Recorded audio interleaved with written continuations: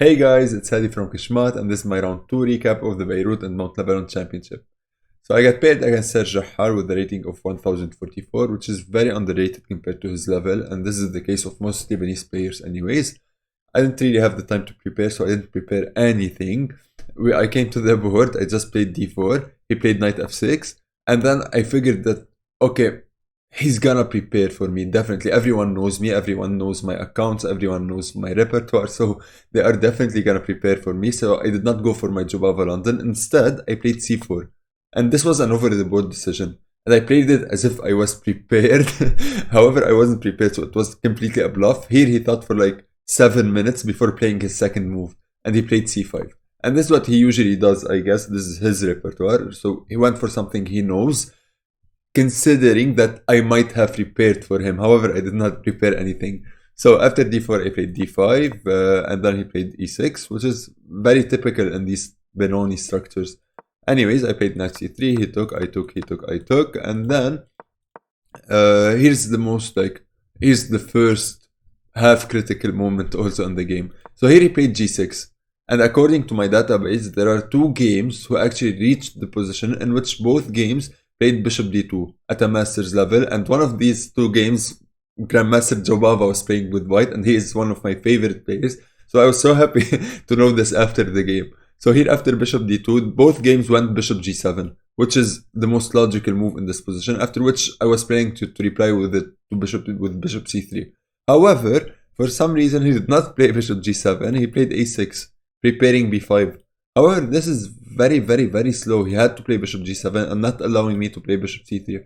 So I played bishop c3 hitting the rook, and he played rook g8. Now he's never castling king side, so that's an advantage already for me. So I played knight f3, continued development. He played b5.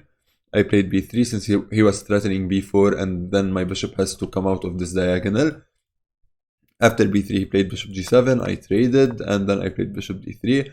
The only downside of my position is that this bishop is kind of bad, since it's on the same color of my central pawns. If these pawns were on dark squares and this bishop is on light square, this bishop would be a monster. However, this bishop is kind of bad compared to this bishop because my pawns are on light squares. So my plan was to try to trade this bishop for this bishop. If I can achieve that, this is already a strategical win.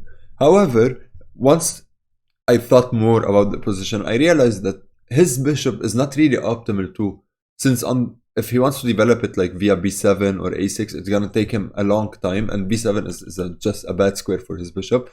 And on this diagonal, on the h3 c8 diagonal, he doesn't have any square, especially after my next move. So here I played h3 just to cut out any square for this bishop.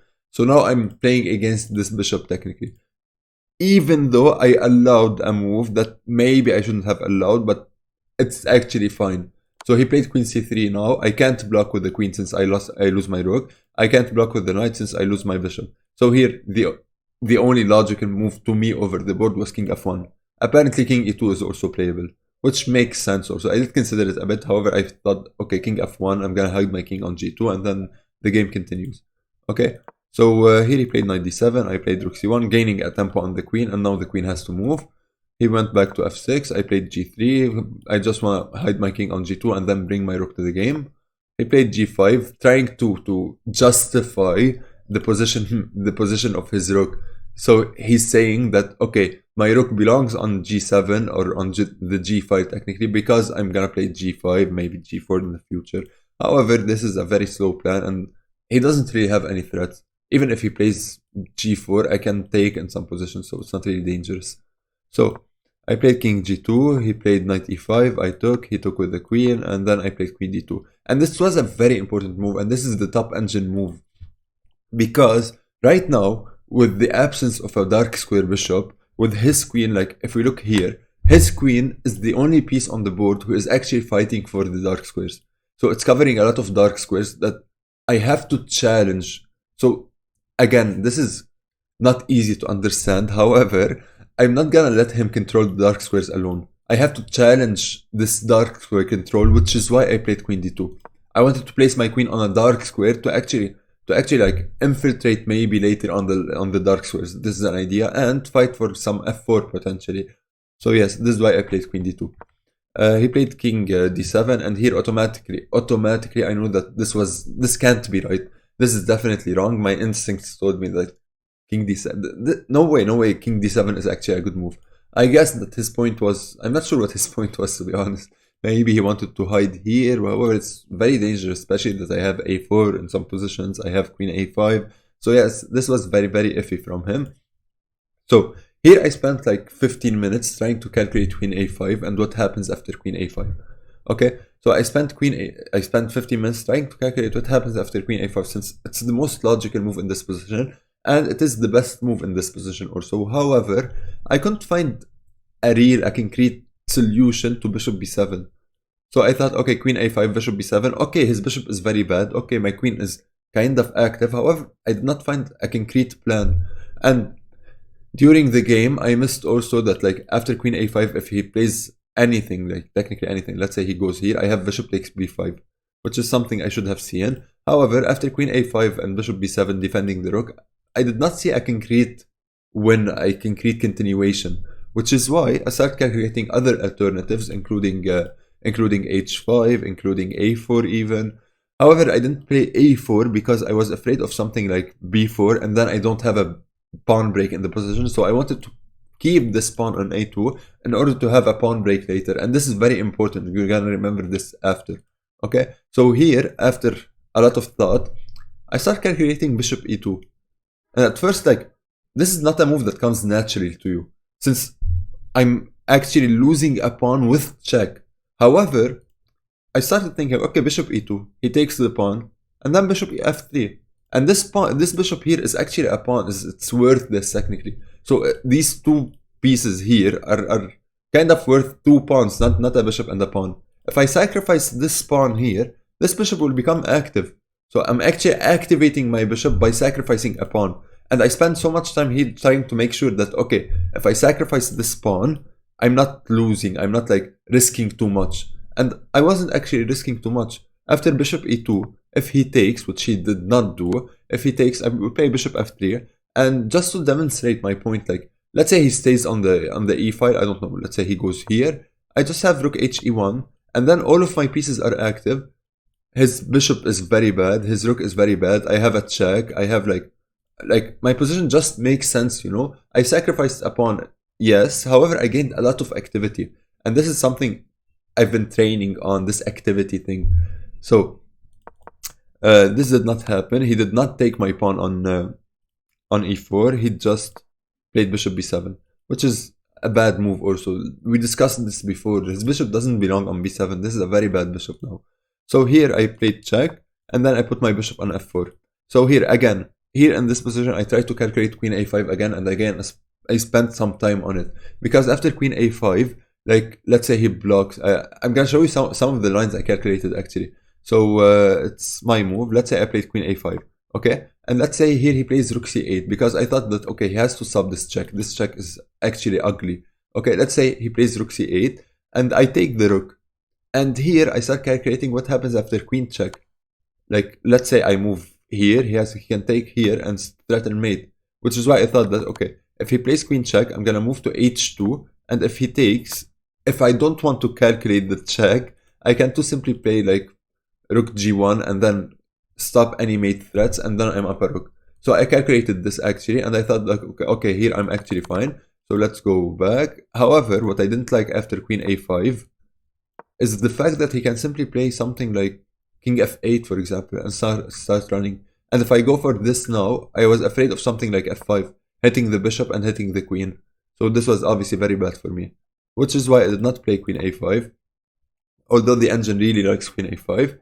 However, here I played bishop f4, because I started thinking that, okay, what does he want? He wants to take my pawn with check. Okay, I'm gonna start limiting his counterplay. His counterplay lies here. Okay, I'm gonna defend my pawn and activate my bishop. My bishop is a very good piece here. The bishop that was once on d3 behind the pawns is actually now on f5 outside of this pawn chain, and it's actually very active. So here I was starting to like my position. He played b4, stopping any idea of queen a5.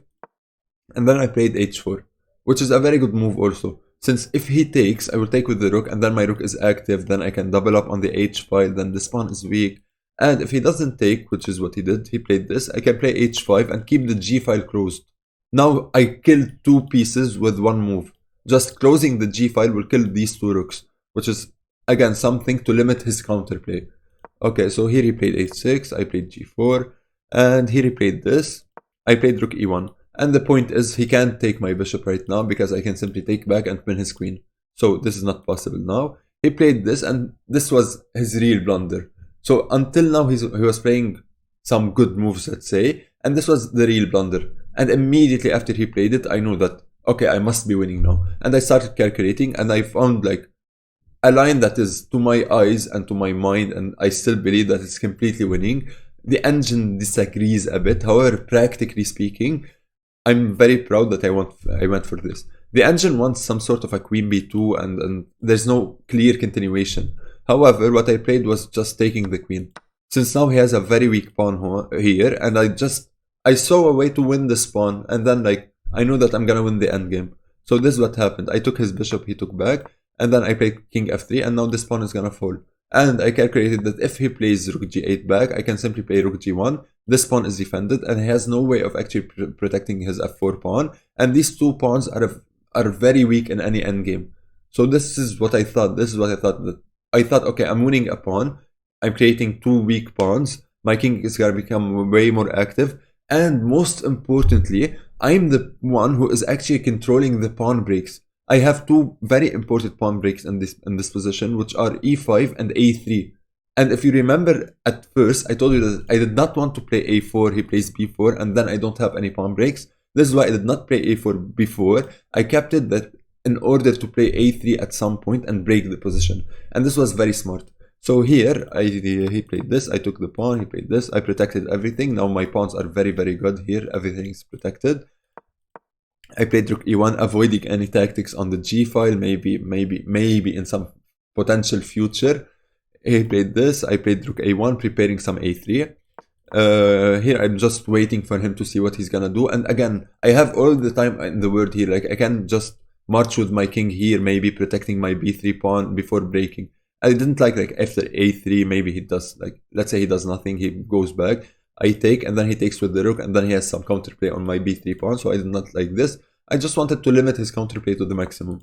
He just went back, and he played a4, and a4 was definitely bad.